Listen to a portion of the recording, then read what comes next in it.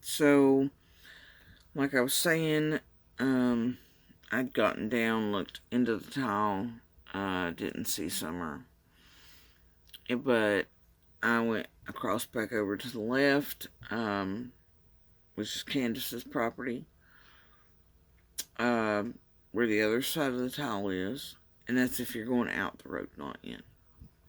So, cross over, and I start into a spot that's kind of clear, and head towards the creek. Because I think, well, maybe brothers have left her behind, or she's fallen off the top of the hill, she's gotten hurt, or, the usual things, right? And we need to find her, if that's the case. Because in my head, I'm like, it's been a while since I've heard this scream, this noise. If she's hurt, she's been here a while.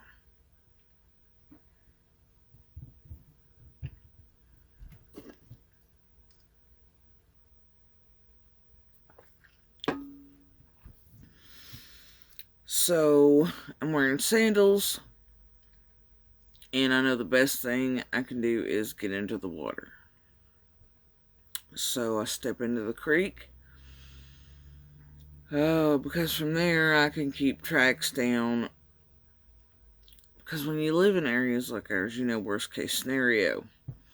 You also know what happens if somebody can't be found. And you know that staying in the water keeps scent down for dogs if they have to be brought in. So, also, it's a good way to check, even though, but with your feet on what's in the bottom and deepest spots. So, and at the same time, I keep an eye on the bank going around Candace's, and to the top of the hill.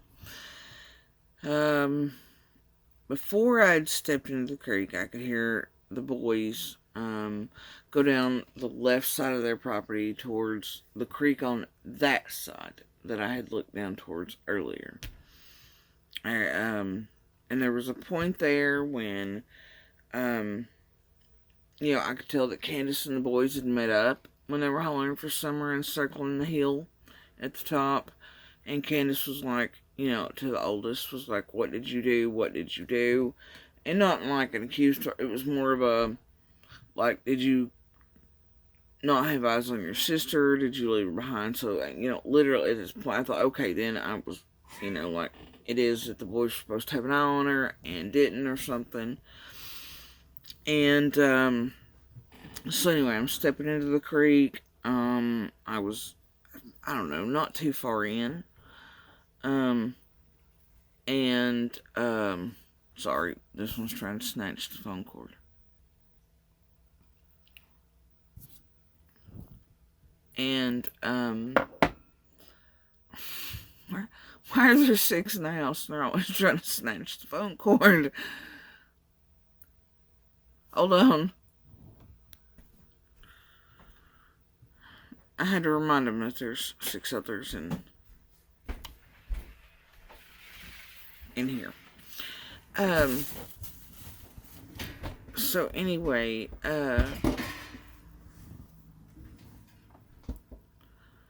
Lord, like I said, herd of elephants. So anyway,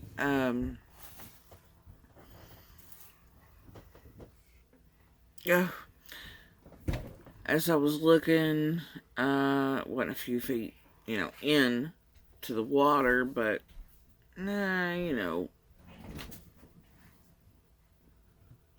20 feet maybe from the road, I don't know, maybe less than that, I don't know. Wasn't too far in when I hear a car coming down Candace's driveway. And her talking to somebody, which I assume was somebody in the car with her. But as I hear her getting closer, I come back out of the creek and jump up. Out of, and then into the roadway. And she's in Grandis's vehicle. And, which, kind of confused me at first. Because I was like, well, it flashed red earlier, and I thought, well, that wouldn't have been the first vehicle in line. Grandis's was ahead of it, so that's why she's in Grandis's. And so, anyway, when she pulls up, she's on the phone with Donnie. But the first thing I said, guys, I wish I could explain to you. I wish there had been some way for me to take a picture or video that day.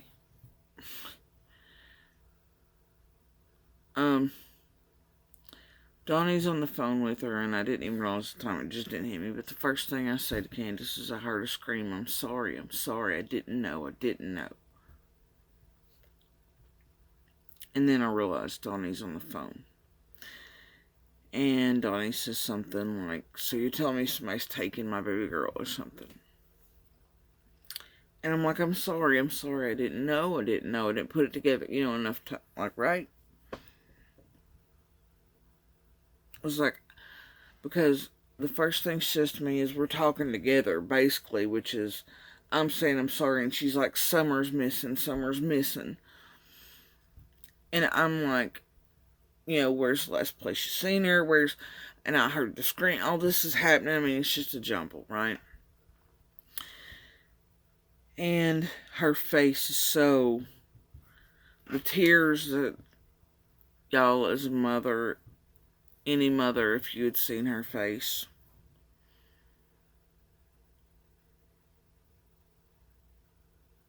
she was sincere.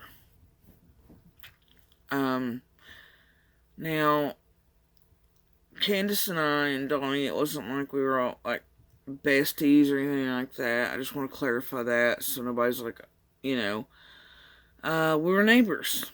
And in the area we live in, you kind of deal with your direct neighbor, right? You don't deal with all of them, you deal with your direct. And so, there would be conversations here and there.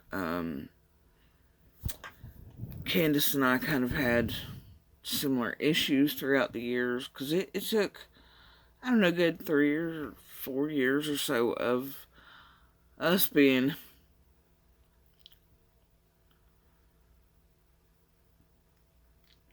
trapped where we were before we even really met them. We knew they were over there and lived there, but that's how kind of little contact everybody wants with one another where we live.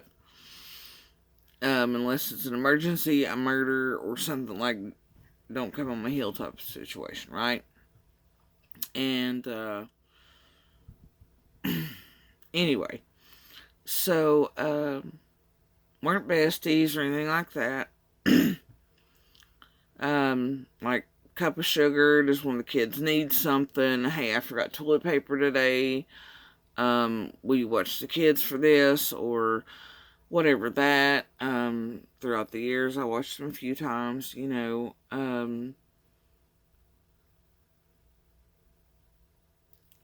our kids really didn't play together or anything through the years, but, we knew each other's kids. The boys went back and forth, the girls did not.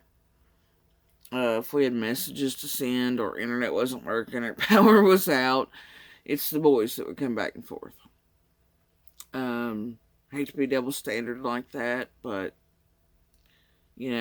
up until right before all of this, my preteen hadn't even been allowed to walk to the mailbox because it's that far away from the house, we just, yeah. It's like the mailbox is the only point of vulnerability, really. And I just wasn't willing to do that. But it was mostly because of cars, not because I ever thought kidnapper or whatever. And, there are bears and this and the other, but my kids kind of know how to act. And, our feet from them most days. And so, it's not really a big deal for us. Wildlife's a thing. They know how to, traverse that world. Because, like I said, Ellie Mae, right? So they've been taught. It's never really been animals for me that I've worried about with them. Or even people. It's been that somebody coming around the curve because of the way the road's shaped right there, and then the way it tops right at our old mailbox. It's super dangerous. So, Anyway,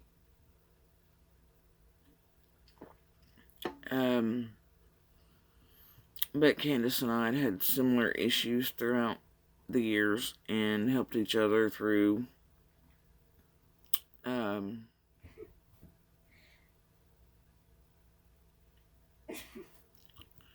those situations. If one of us, she needed a ride away, or I needed her to take pictures for me, or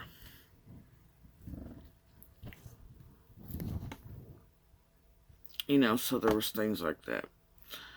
And we kind of kept that to ourselves through the years for obviously good reason. But if one of the kids needed something, or was like cut or whatever, I mean, there was many times that she'd call and be like, "Hey, do you have and so either way, hold on.